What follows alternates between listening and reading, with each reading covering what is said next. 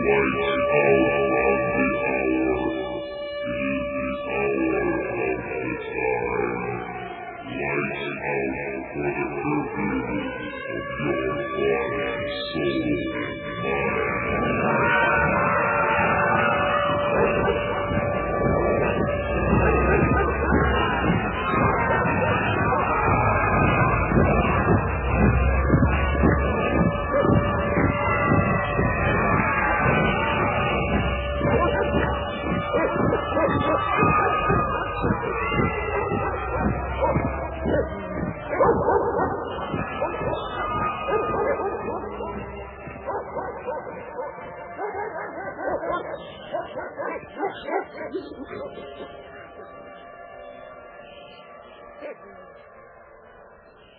listening to the Hour of the Time. I'm your host, William Cooper.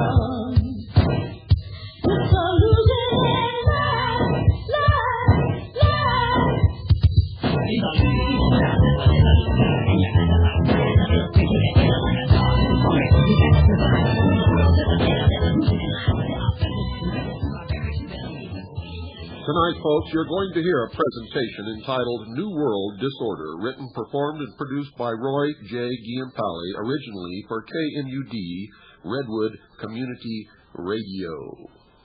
New World Disorder. Today, American and world economies find themselves in decline. What has led to this international financial crisis we find ourselves? On January 10, 1993, International Monetary Fund, IMF, Senior Public Affairs Officer Jorge V. Ordenes spoke at Humboldt State University on the IMF and Third World debt.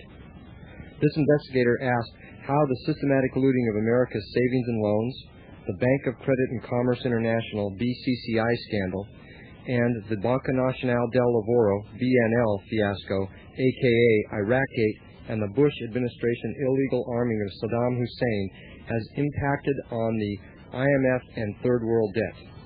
The IMF's Ordenes stonewalled the question by responding that, quote, there are some issues that some countries don't want us to discuss, unquote. In other words, yes, the SNLs, BCCI, and BNL are partially responsible for creating international economic chaos.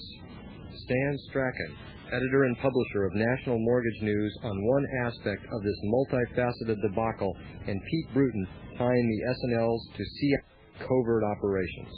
CIA involvement in failed SNLs and how the CIA used the SNL system to launder money that they were sending down to the Contras and sending elsewhere in the world, I think was one of the great journalistic jobs of the last decade.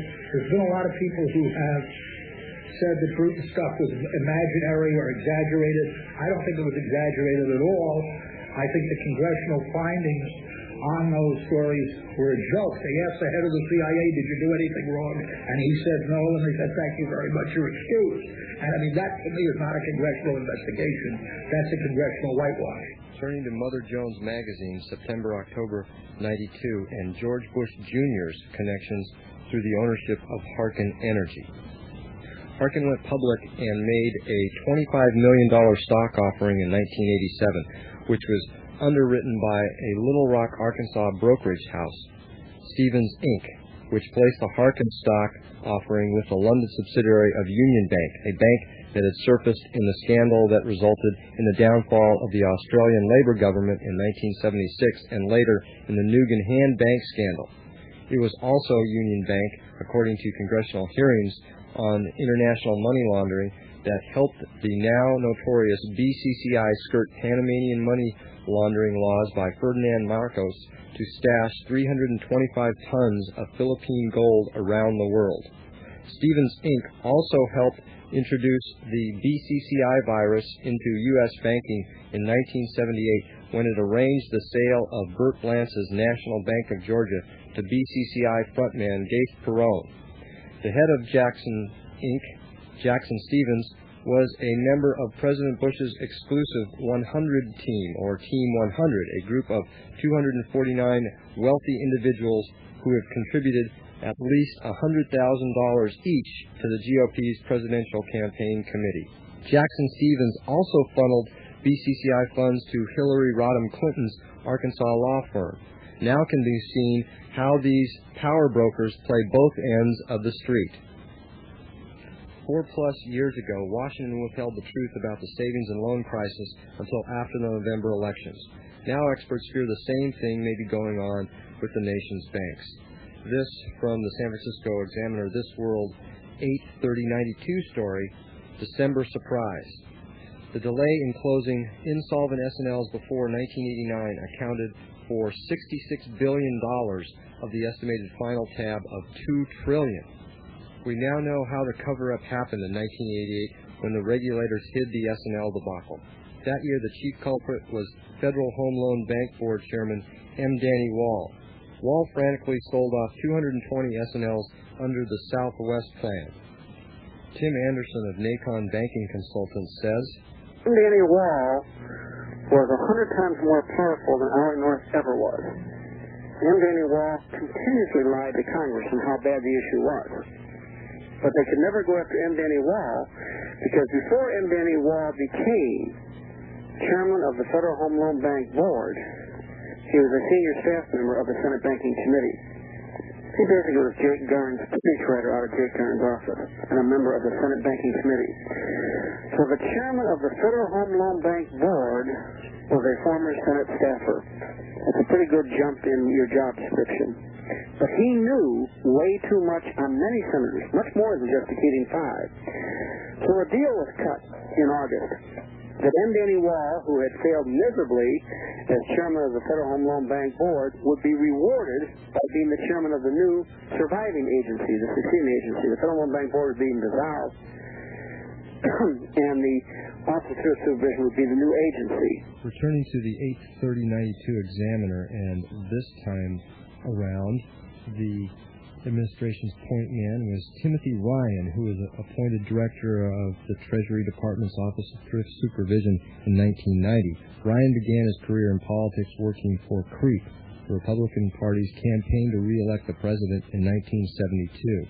So Ryan being a Nixon crony does not bode well.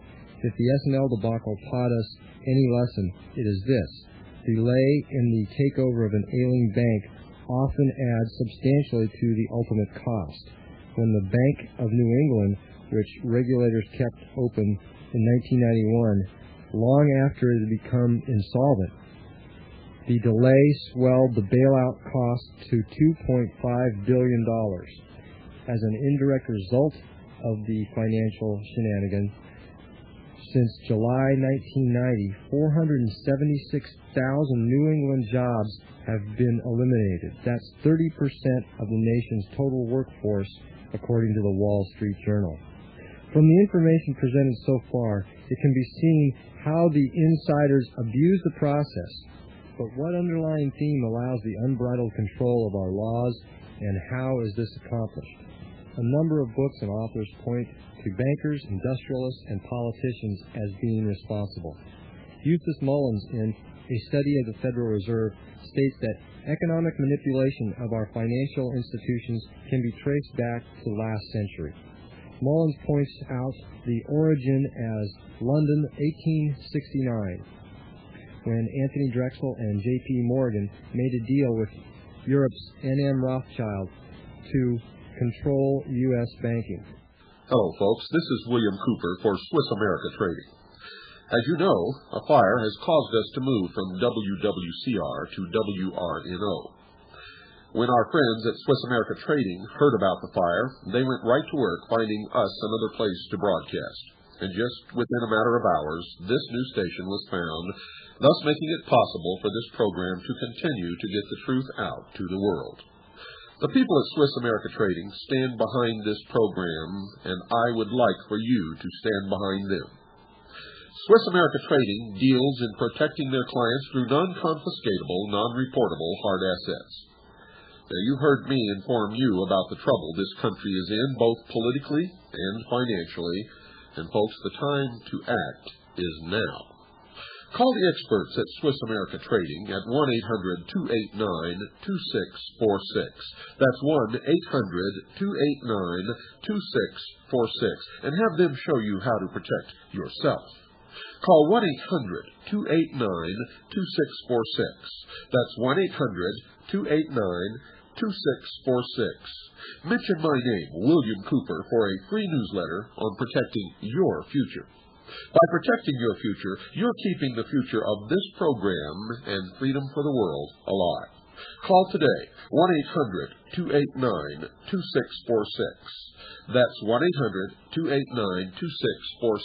You'll be glad that you did. Artificially created money panics or depressionary cycles resulted. The reason for this secretive agreement was that the Rothschilds had plans to manipulate U.S. fiscal markets and make a monetary killing.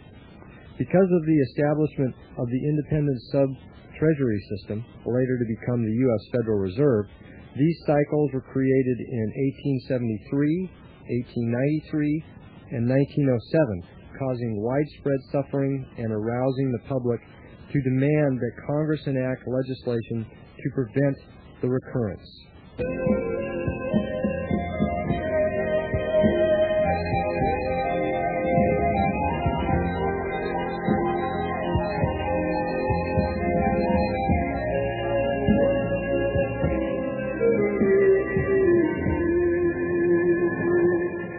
Since our initial financial debacles, we have experienced the Great Depression of the 1930s, fiscal downturns of the early 1960s, 1972 to 75, and the late 1970s into the beginning of the 80s. Financial journalist William Grider, author of Secrets of the Temple, How the Federal Reserve Runs the Country, and Who Will Tell the People, states in the 10/29/92 Rolling Stone that our current economic situation is akin to the 1930s Depression. William Grider. Somewhere in the book, Preston Martin, who was then vice chairman of the Federal Reserve Board under Paul Volcker, complains, and it's really a lament, the Fed is throwing the savings and loans to the wolves. And what he meant was, and this is in the mid-'80s, what he meant was that relentlessly high interest rate, which the Fed held year after year, long after the recession of the early 80s, was the central engine bankrupting the S&Ls. And that's true. That's not the only reason they were in trouble. They made a lot of bad loans, and they did a lot of hustling and so forth. But people want to see this as a few Texas, California crooks who got clever. And yes, there are always Texas, California crooks, but the main engine was the economic conditions of the 1980s, which inflated the cost of credit, and without any regulatory controls over what these institutions could commit themselves to. When you're going down the tubes and you figure, hey, I'm already insolvent, why not roll the dice again? Even the establishment San Francisco Examiner, in a January 10, 1993 article, contrasts our current financial dilemma to the Great Depression and shows pictures of U.S. soup lines and a British hunger march. And according to author Robert Chamberlain in his book, The 1990s Decade of the Depression, banks and S&Ls will continue to fail, with, quote, the nation's largest and most prestigious banks being counted among the likely candidates, unquote. Both Chamberlain and author Guy Daniels, in the Long Wave Cycle, cite the research of Russian economist Nikolai Kondratiev. Kondratiev found throughout the history of capitalism there were periods of economic expansions, quote, followed by severe economic contractions which lasted for 10 to 15 years, unquote. February World Press Review cites 2,000 layoffs at Sanyo, 3,000 at British Aerospace, 10,500 at Mercedes-Benz, 16,000 at Michelin, 40,000 plus at IBM, 70,000 at General Motors. These are industrialized nations where huge corporations are eliminating jobs. What's behind this massive waste of the human worker? Three immensely powerful parallel organizations can be directly linked.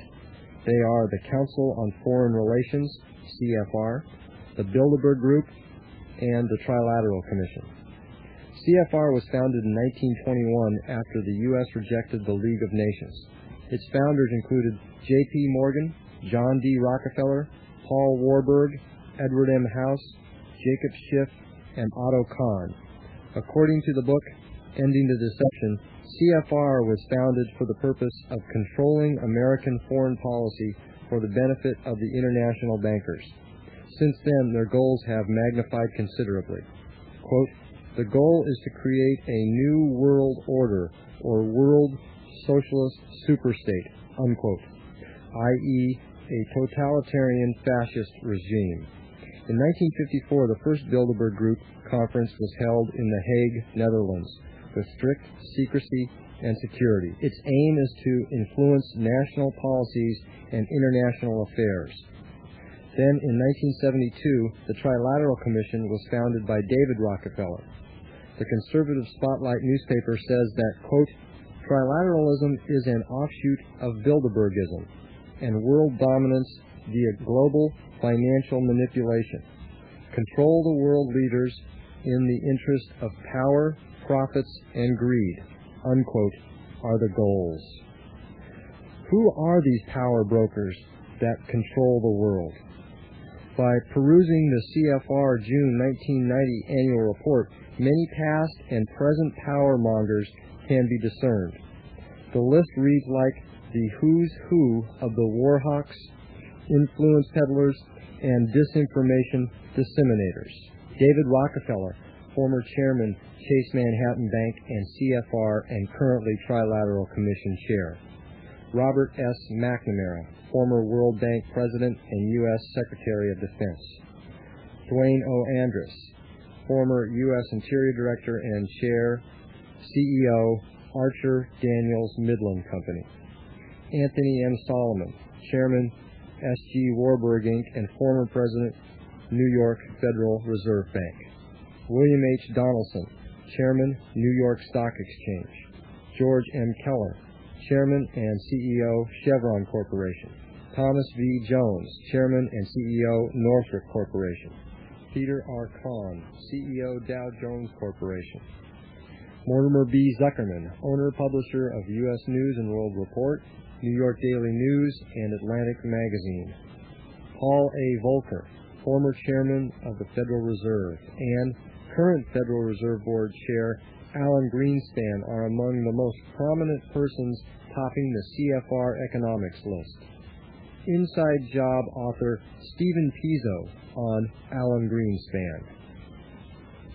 It was 1986, and we had owned Lincoln Savings for only about a year, but already federal regulators were very worried about what they saw happening over there, and they had made complaints to Congress, and Charlie had complained to Congress as well, but complained about federal regulators harassing him and putting unreasonable demands on him and such. I mean, all they were really demanding he do was follow the few remaining rules that existed in the thrift industry, but he didn't even want to do that.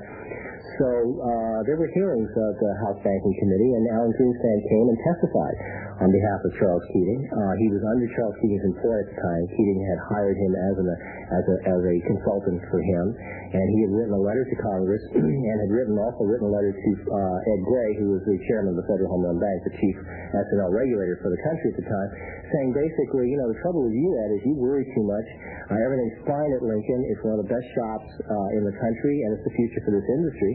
And he said the biggest mistake we could make right now would be to begin withdrawing the deregulated powers and to re-regulate the industry. And he went on to name 17 S&Ls in his letter to Ed Gray. They were doing just great right now around the country. Vernon Savings, he named a number of them, specifically named them. Today, every single one of those on Alan Greenspan's list is out of business, and the cumulative losses between all of them is up into the double-digit billions. So this is the man who's now running the Federal Reserve System as a whole and is now, as you mentioned, deregulating banks by regulating regulatory fiat, basically because Congress has flatly refused to do it.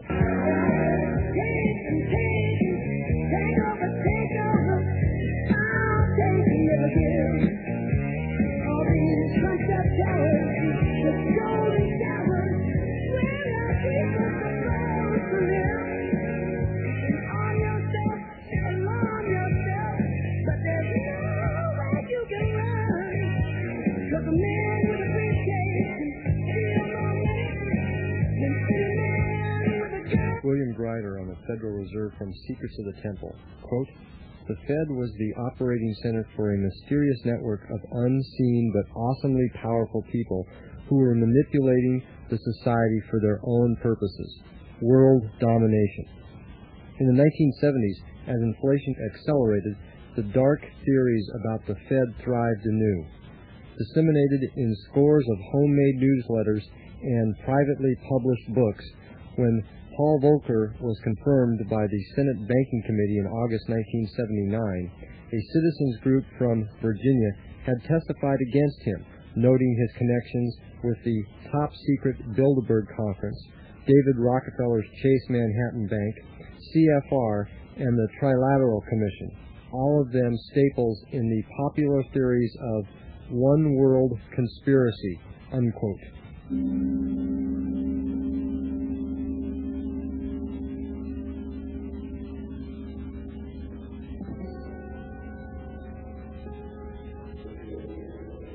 Other prominent CFR governmental types are Henry Kissinger, former Secretary of State and Chairman Kissinger Associates, Lawrence Eagleburger, President Kissinger Associates and outgoing Bush Secretary of State, Brent Scowcroft, Deputy Chairman Kissinger and Associates and Bush National Security Council Advisor, Dick Thornburg, former Bush Attorney General, who resigned because of complicity in the alleged murder of investigative journalist Danny Casolaro, involved in the Inslaw Promise investigation tying it to BCCI and the October surprise. More on that later. Richard Cheney, Bush Secretary of Defense, William Webster, former FBI and CIA Director, Frank Carlucci, Reagan's Secretary of Defense, Richard Darman, former Office of Management and Budget and Budget Director, Howard H. Baker, Jr., former U.S. Senator and Reagan's White House Chief of Staff, former CIA Directors Richard Helms and Robert M. Gates. Gates is an alleged member of the October Surprise Group flown to France per the Napa Sentinel, which included then VP candidate George Bush in 1980. On the lengthy CFR membership list are former Presidents Richard M. Nixon, Gerald R. Ford, Jimmy Carter, George Bush, and the 42nd President of America, Bill Clinton.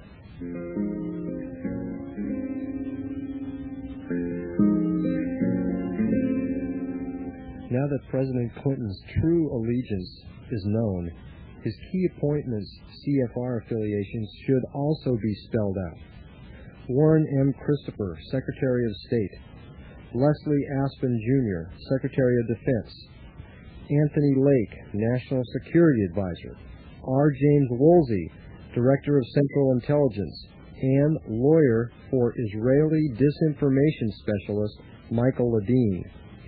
Madeleine Albright, UN Ambassador. Bruce Babbitt, Secretary of Interior. Donna Shalala, Health and Human Services Secretary. Samuel Berger, Deputy National Security Advisor, and Vernon E. Jordan, Jr., super lawyer lobbyist and unofficial D.C. ambassador to the power elite and on 11 corporate boards, are all card-carrying CFR members. Clinton's other CFR membership installees continues and is much too lengthy for this framework to delineate. Recall that the Council on Foreign Relations objective is to create a one-world super-socialist state. Their credo, New World Order, or as this documentary is titled, New World Disorder. Another Clinton VIP nominated to a critical post is former Senator and 1988 vice presidential candidate Lloyd Bentsen, the co-owner of 3 failed thrifts that cost taxpayers billions, with a B, of dollars. Pete Bruton in The Mafia, CIA, and George Bush underscores Benson's importance to the powers that be. According to the investigative work of Bruton, he ties Benson to known CIA Mafia frontman and Houston developer Walter Mischer. Mischer's CIA Mafia connections go back to the 1950s and his buying land in Belize to use for staging in the U.S. overthrow of Guatemala's legally elected government headed by Jacobo Arbenz. Because of massive amounts of conflict of interest and the stonewalling of his and his partner's Gregory Shea's stories, Bruton left the Houston Post. Representing the Post and Walter Mischer both simultaneously was Fulbright and Jaworski. Jaworski is the same Leon Jaworski who did damage control in Watergate, who could have tied Richard M. Nixon to the JFK assassination. Pete Bruton. Jaworski obviously had to know about the MD Anderson Foundation laundering money for the CIA. Fulbright Jaworski ran the MD Anderson Foundation, so he was probably involved, without doubt, in laundering money for the CIA, helping them. And I had people tell me that they believe that Jaworski had other connections to the CIA. In other words, he represented them in legal matters. And so here we have the same old story. Someone tied in the CIA being brought in to head or lead an investigation that touches on the CIA. And you know, the CIA never got really tied in to Watergate. Now Nixon tried to threaten the CIA to get them to call off the FBI investigation. And remember, one of the things he threatened them with, he said, this whole Howard Hunt Cuban thing could come out. And there was a lot of speculation, and still is, about what exactly did he mean by that. And some people think he was talking about the CIA hiring the mafia to kill Castro. And, that, if that came out, that's something that just is outrageous. I mean, the government of this, an agency of this government hiring organized criminals to do things. And, of course, that came out during the church committee. And these names came up again in your book.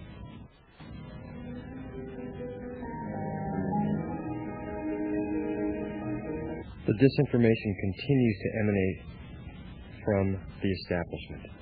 In the February 2, 1993 Village Voice, Frank Snepp, allegedly a former CIA agent, tries finally to put to rest the October surprise story in his disinformation piece entitled Last Rites. And in the March issue of the conservative American Spectator magazine, pro-Israeli author Stephen Emerson also lambasts the concept that Bush, William Casey, Donald Gregg, Jennifer Fitzgerald, and Robert Gates flew to La Bourget Airfield outside Paris, where intensive meetings with Iranians took place, resulting in the continued holding of Tehran American Embassy hostages until the Reagan-Bush inauguration. Emerson tries to place William Casey during preliminary Madrid, Spain, July meetings at the Bohemian Grove Resort on the 25th to the 27th of that month. However, Fooling America author Robert Perry, writing in the February 22, 1993 Nation, details how concrete evidence and testimony precludes Casey from being there during the end of July of 1980. Perry also details, through various interviews and sources, how Casey participated in the October 18th and 19th, 1980 France negotiations, resulting in the Reagan-Bush ticket stealing the November election. In other words, treason. Besides the March American Spectator piece by Emerson, it carries another disinformation story by Israeli mouthpiece Michael Ledeen. Ledeen denounces Iran-Contra independent counsel Lawrence Walsh in his investigation. However, if one were to believe Emerson and Ledeen, the following logic would be valid. Since the October surprise never happened, neither then did the Iran-Contra affair. Despite these efforts at damage control, it's a fact that Iran-Contra happened. In addition, interviews by this investigator with numerous individuals, including first October Surprise author Barbara Honegger, the Iran-Contra affair was a direct result of the October Surprise negotiations. Now that logic tracks. We've got to take a break, folks. Don't go away. I'll be back after this very short pause. Hello, folks. This is William Cooper for Swiss America Trading Corporation. If you followed my broadcast for any length of time, you know I've been bringing you news of the world without sponsorship. In part, I've been leery of allowing just any corporation to buy time on my show. I'm proud now to announce a new alliance. Swiss America Trading Corporation and myself are committed to preparing my listening audience for the upcoming economic trauma, and you can rest assured that it is coming. For over 11 years, Swiss America has been supplying over 10,000 clients with hard assets and constant information on how best to protect those assets. For a limited time, interested listeners can receive a complimentary newsletter if you mention my name, William Cooper, and ask for the information on, quote, protecting your future, unquote. Call 1-800-289-2646. That's 1-800-289-2646 today, right now, and invest the time it takes to read one of the most important publications of our times. Call 1-800-289-2646. That's 1-800-289-2646.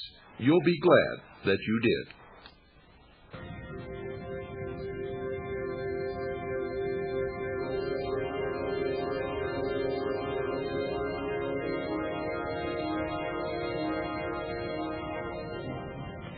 After all, that's been covered. Since Bill Clinton is the latest power broker in line, it appears that the establishment of an independent counsel is out of the question. Why? January, February, Mother Jones details in the piece Shredded Justice.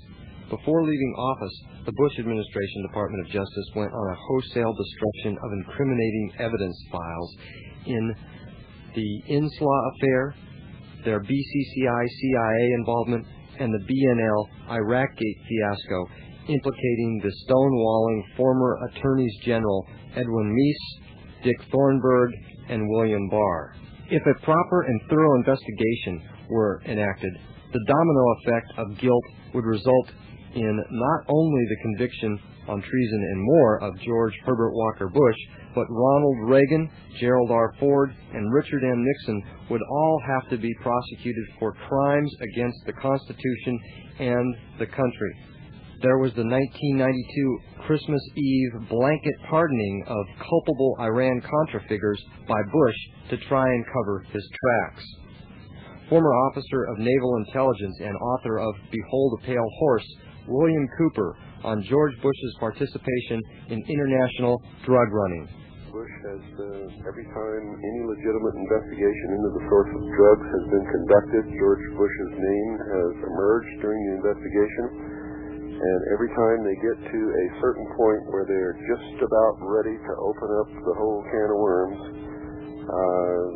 somebody from a security agency steps in and smacks the veil of national security down over the investigation and tells them that they cannot proceed any further because they're jeopardizing the national security of the United States, and that it will reveal sources of valuable information to the intelligence community and could cause the death of those sources, which is all total bullshit.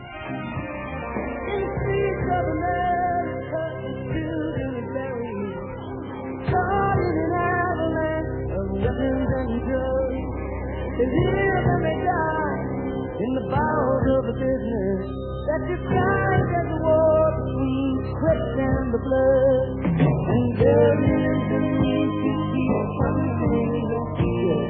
The CIA is protecting control of the government policies directly connected that drugs and our war.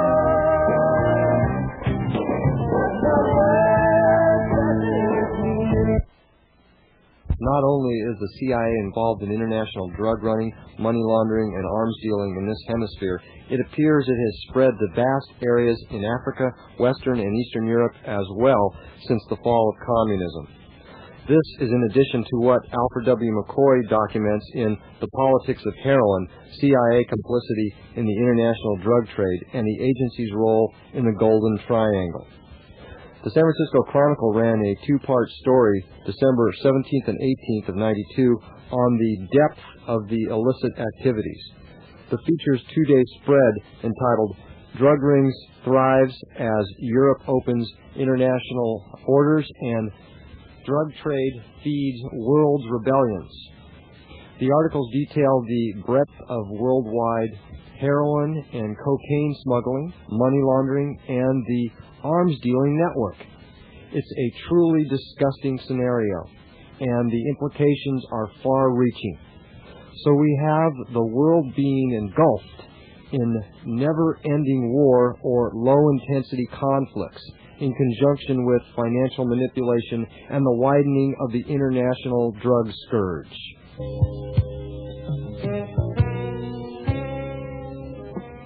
Returning to the financial front, critical portions of our economic situation are federal budget deficits and federal debt. A basic way to explain the concepts was detailed in a February 7, 1993 San Francisco Examiner article. Simply stated, the federal deficit is the annual difference between what the government takes in, mainly from taxes, and what it spends. The federal debt is the sum of all annual federal deficits. Historically, per William Grider in Secrets of the Temple, quote, in 1945, following the massive deficit spending of World War II, the national debt was 119% of the annual gross national product.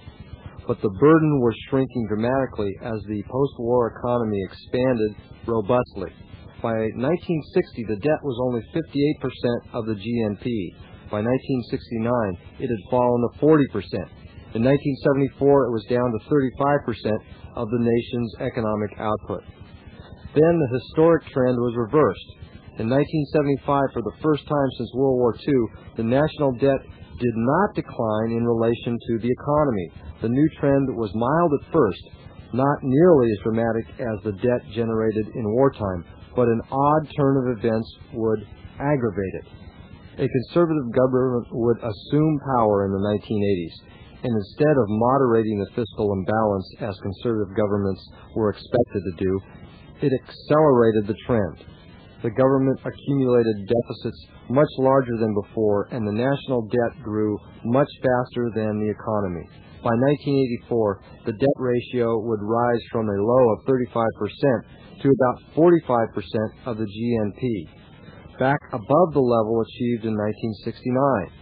The government's balance sheet, in other words, began to resemble the fiscal conditions normally tolerated only during a war. Unquote. Additionally, according to Robert Chamberlain, by the end of the last decade, our national net debt was greater than the combined debts of the next three largest debtor nations together. President Clinton proposes increasing taxes while cutting expenditures in an effort to spend our way out of this financial malaise. However, both political economic camps see problems with this prognosis. Heritage Foundation experts say tax increases will destroy jobs, undermine international competitiveness, reduce economic growth, and increase the budget deficit. The National Bureau of Economic Research conducted sophisticated comparisons across countries and found that high taxes retards growth rates. Poor countries with bloated public sectors are much more likely to stay poor than those with streamlined bureaucracies and low tax rates. Another very important component in our global marketplace is NAFTA, North American Free Trade Agreement, and GATT, General Agreement on Tariffs and Trade. NAFTA has been attacked by U.S. and Canadians alike for the exporting of high-paying, skilled jobs to third-world countries which pay lower wages, have less stringent environmental regulations, and produce higher profits for multinational corporations. NAFTA will undermine higher education, increase unemployment rates, and erode the tax base. Quote, funding for education is already dwindling. With NAFTA, the federal government will be permanently trading away its ability to fund education, unquote. GATT has some very ominous and secretive international negotiations. Herbert Gunther, Executive Director of the Public Media Center on GATT. Essentially, the global projection of America's 12-year nightmare is to put it on a global scale what's taken place in America in the last 12 years. The background, 108 nations after the war, 1947, they get together in Havana, Cuba, and decide that as we come out of World War II, we need a set of basic rules to govern international trade. And out of that, a treaty was drafted, which governed nearly everything. But interestingly enough, even though it was a conference attended by 108 nations, the debate that took place was between representatives from the State Department, the U.S. State Department, and representatives of the U.S. Department of Agriculture. They had a fundamentally opposing worldview. The State Department wanted no barriers to international trade because they thought trade and diplomacy went hand in hand, and the fewer barriers, the better. The Department of Agriculture understood that family farmers survive in America for a simple reason, that the cost of growing food is never equal to what the price of the marketplace is, that there's something weird about economics that doesn't, in fact, pay a farmer what it's worth, or what the value of growing food is worth, and that America's agricultural subsidy programs and also trade protection programs, we don't let in certain products, agricultural products, to protect the agricultural markets that are here. That needed to be reflected in any kind of international treaty governing trade. So the result was that they really didn't come to an agreement, other than to say that they wouldn't deal with agriculture as part of GATT. They would treat it under separate agreements that would be worked out between countries. The March 1st, 1993 Nation magazine forecasts a dark shadow. Quote, the weaknesses in the current economy far outpace the strengths.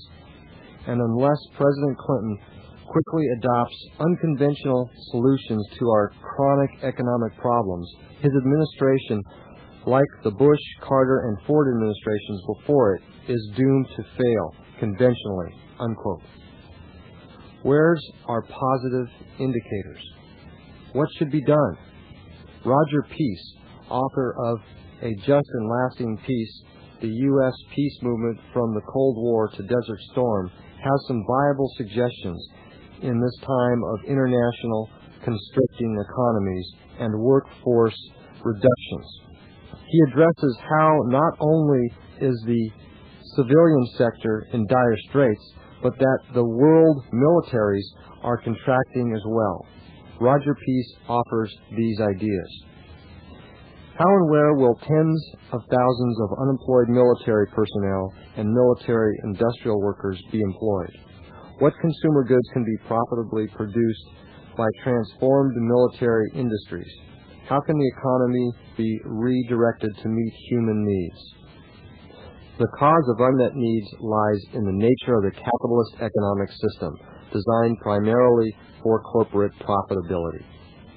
Meeting human needs and developing a viable economic structure in the U.S. will require a fundamental restructuring of the economic system. Economic planning, designing the economy to meet human needs and protect the environment. Democratic accountability, an end to monopoly capitalism. Redistribution of income and wealth, progressive taxation and higher minimum wages. Guaranteed economic rights for all citizens, employment, housing, health care, education, and income security. Facilitating the conversion of military industries to peaceful uses is unlikely to occur without structural changes in the economic system. Given a world market already saturated with industrial goods, very few military industries will be able to convert to civilian production. particularly in recessionary times. Military industries will thus try to maintain jobs and profits by increasing arms sales abroad and fighting harder for government contracts. Local workers and communities will try to hold on to military industries and bases unless there is a realistic plan that will generate employment at a livable wage. Military industry workers face the same essential problem as workers involved in cutting down precious forests or exporting toxic chemicals. Fear of unemployment compels them to disregard the common good. The issue of economic conversion thus needs to be approached from the point of view of economic rights, particularly the right of full employment at a livable wage and comprehensive economic planning. Without comprehensive planning, it is likely that elite decision makers will turn peace conversion efforts into taxpayer subsidies for corporations and S&L bailout for military industries. The international capitalist system is a monopoly game in which those who have much win more, while those who have little lose what they have. The peace movement should aim for discrediting the U.S. world policeman role as we move into the 21st century. As to human rights, the peace movement needs to push for the adoption of a consistent standard of human rights applied to all countries, whether considered allies or not. And finally, peace activists and organizations need to function as a movement connected by common goals, strategies, structures, and actions.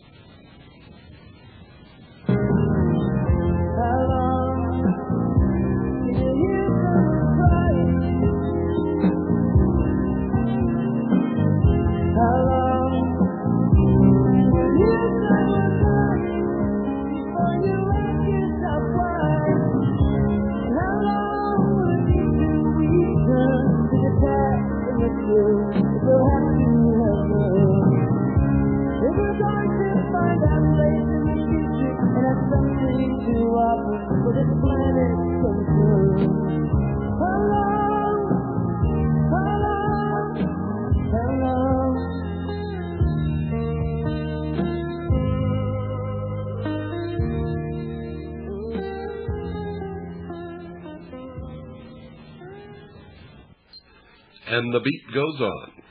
Hello, folks. This is William Cooper for Swiss America Trading. As you know, a fire, WWCR, burned to the ground. This fire has caused us to move. And when our friends at Swiss America Trading heard about the fire, they went right to work finding us another place to broadcast.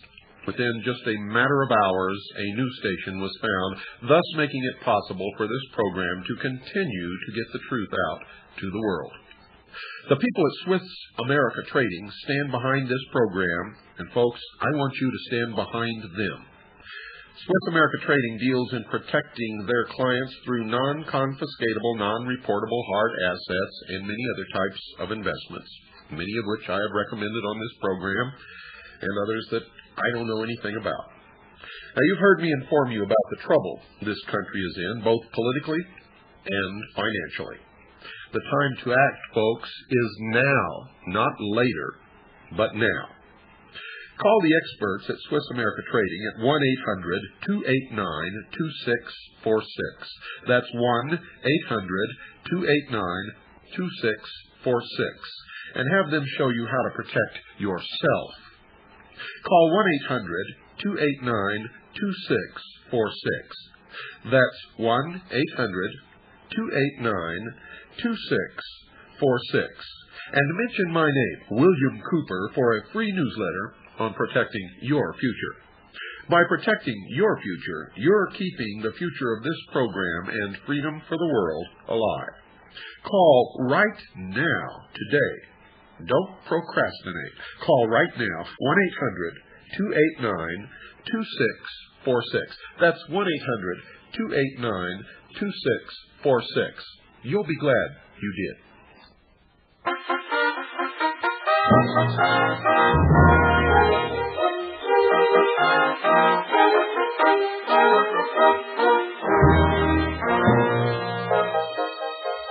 Good news, folks. All the CAGI memberships, domestic and foreign, are in the mail.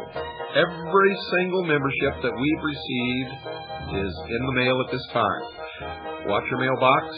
Now, because of our hard disk crash, some of you who have already received your press credentials are going to get a duplicate set. Just send them back to us, telling us that you've already received your press credentials, and don't worry about anything. We'll get it straightened out with your help. Just thought you'd like to know that, folks.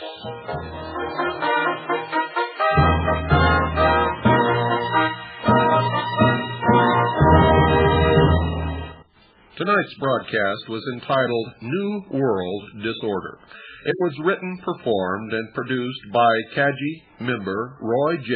Giampaoli, originally for KMUD, Redwood, California Community Radio. I hope that you enjoyed the program. Now remember our admonition to our listeners. It is absolutely imperative, folks, that you do not believe what you hear on this broadcast, what you hear from Tom Valentine, from Chuck Harder, from Dan Rather, from Ted Koppel, from the man with half his brain tied behind his back, or indeed even from your own mother. You must begin a campaign of research on your own. The world is so full of misinformation, disinformation, lies, accidental information, and every other kind of thing that you can think of, that you cannot afford to believe what anyone says. Not me, not anyone.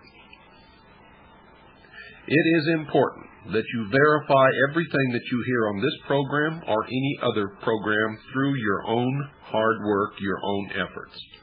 Now, if you're going to tell me that you don't have the time to do that, then I'm going to tell you that if you depend on someone else to tell you what is right and wrong, what is true or false, then all of your life you're going to be nothing but a puppet on the end of someone's string. And when the puppet master pulls the string, you will dance, and you will dance to the tune that is played, and you will dance in the direction that you are told to go. For that is the nature of sheeple. Not people, folks, sheeple.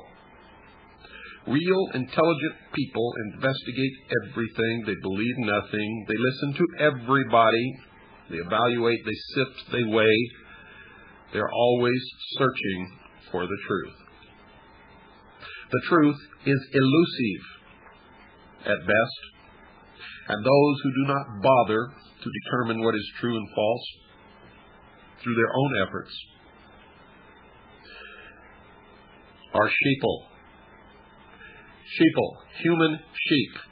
Remember, sheep are always sheared and are always eventually led to the slaughter. I sincerely hope that those of you listening to this broadcast do not fit into that category. However, way down deep inside, I know beyond any shadow of a doubt that most of you do. Most of you. Now, one way to tell if you're a sheeple or a people is when I tell you these things. If it makes you angry, then you are a sheeple without any doubt whatsoever. For real people know who they are. And if they're not a sheeple, they know that I am not talking to them. And thus, what I say does not make them angry. So, folks, I hope you've enjoyed tonight's broadcast. To all of you out there, I sincerely hope you wake up. Because of what's happened in Waco, Texas, I know that the United States is no more. The Constitution is nothing. And we've got to either change that or accept the New World Order. So until next time, folks, good night, and God bless you all. This ain't coming from no prophet. just an ordinary name. When I close my eyes, I see the way this world shall be. Here we all came in it.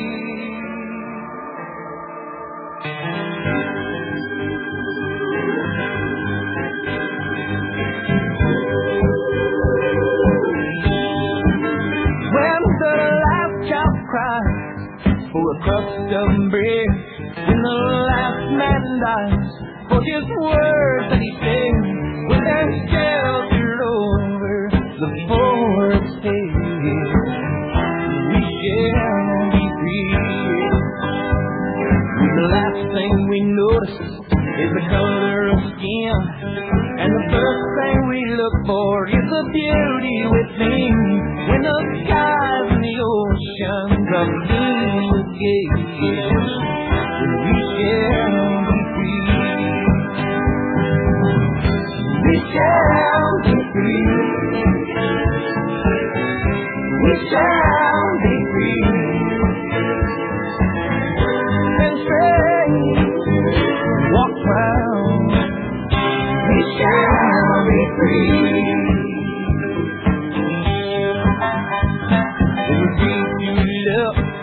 Anyone we choose, when this world's big enough for all different views, when we all can worship from our own kind of views, that we shall be free, yeah. We shall be free. We shall be free. Have a little faith. We shall be free.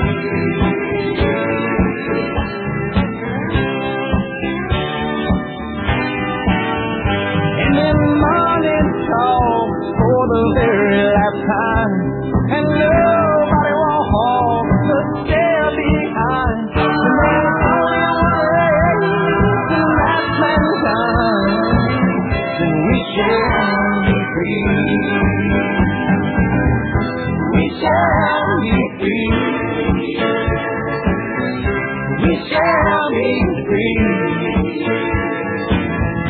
Stand straight, walk round, have a little faith, hold on. We shall be free. Oh, we shall be free.